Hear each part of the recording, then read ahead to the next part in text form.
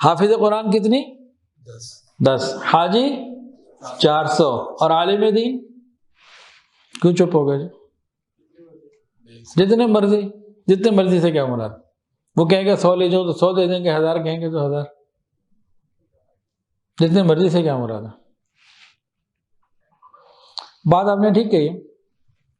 دیکھیں ایک حدیث کے اندر موجود ہے کہ اللہ رب العزت ایک عالم کو قیامت کے دن اونچی جگہ پہ کھڑا فرمائیں گے، کہیں گے جتنے تمہارے پیچھے چلنے والے تھے ساروں کو لے جاؤ، ساروں کو لے جاؤ، اگرچہ ان کی تعداد آسمان کے ستاروں کی مانند کیوں نہ. تو علماء کا مقام بہت بلند ہے.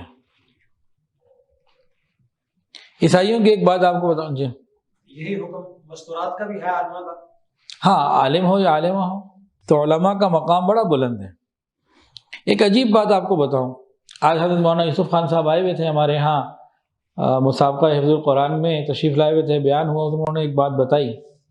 فرمانے لگے جو عیسائی مستشرقین ہیں نا، عیسائیوں کے وہ لوگ جو دین اسلام پر پوری ریسرچ کرتے ہیں اور پھر مسلمانوں کو دین سے بیگانہ بھی کرتے ہیں اور عیسائیت کی تبلیغ بھی کرتے ہیں، اس طرح کے کام کرتے ہیں.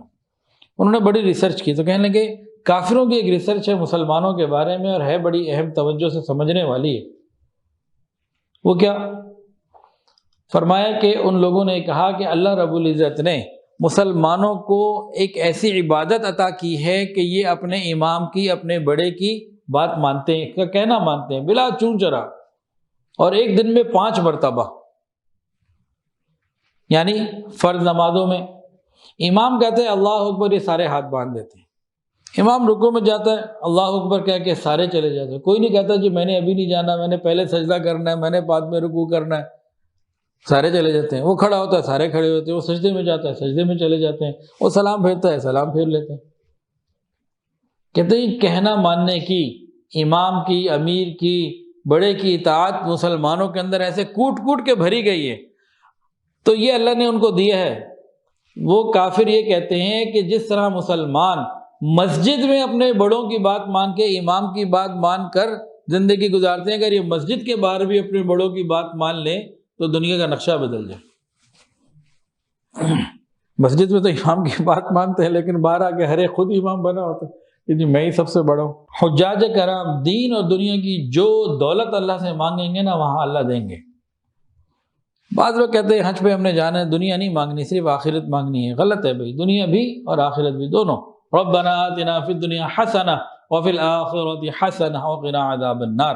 نبی علیہ السلام نے ارشاد فرمایا جو شخص دنیا اور آخرت کا کوئی مطلب، کوئی حاجت رکھتا ہو اور وہ خانہ کعبہ کا طواف کرے اس نیت سے کہ میری فلاں حاجت یا دعا دین کے بارے میں ہو یا دنیا کے بارے میں، آخرت کے بارے میں، وہ قبول ہو جائے تو اللہ تعالیٰ فرما دیتے ہیں. جو حج پہ جا رہا ہو اس کو دعاؤں کی درخواست ضرور کہنی چاہیے کہ بھئی میرے لیے دعا کریں. حضرت عمر فاروق رضی اللہ تعالیٰ عنہ جا رہے تھے عمرے کے لیے، نبی علیہ السلام سے ملنے آئے. آپ نے فرمایا اے بھائی ہمارے لیے بھی دعا کرنا. یہ نہیں دیکھنا چاہیے کہ بڑا جا رہا ہے کہ چھوٹا جا رہا ہے. جو جا رہا ہے اس کو دعاؤں کی درخواست کہنی چاہیے، کرنی چاہیے.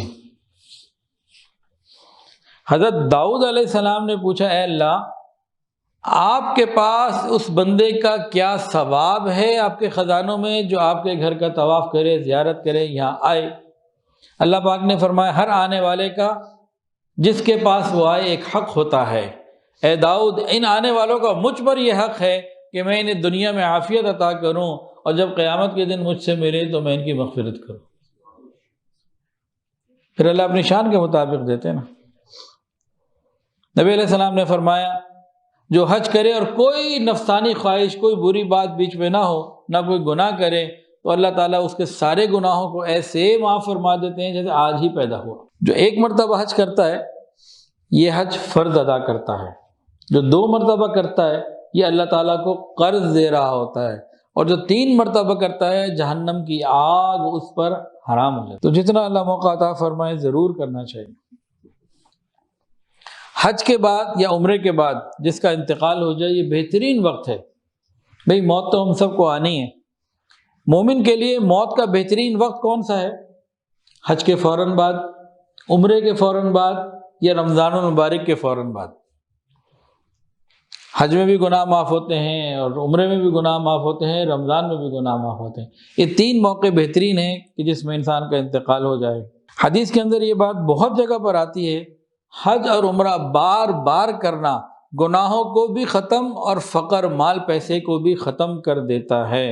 ایک اور روایت میں آتا ہے کہ کوئی حاجی غریب اور تنگ دست بالکل نہیں ہوتا، جتنا مال یہ اللہ کے راستے میں خرچ کرتا ہے حج میں یا عمرے میں اللہ تعالیٰ واپس عطا فرما دیتے ہیں۔ فرمایا حج کیا کرو امیر ہو جاؤ گے، حج کیا کرو مال میں برکت اور کثرت اللہ تعالیٰ عطا فرمائیں گے۔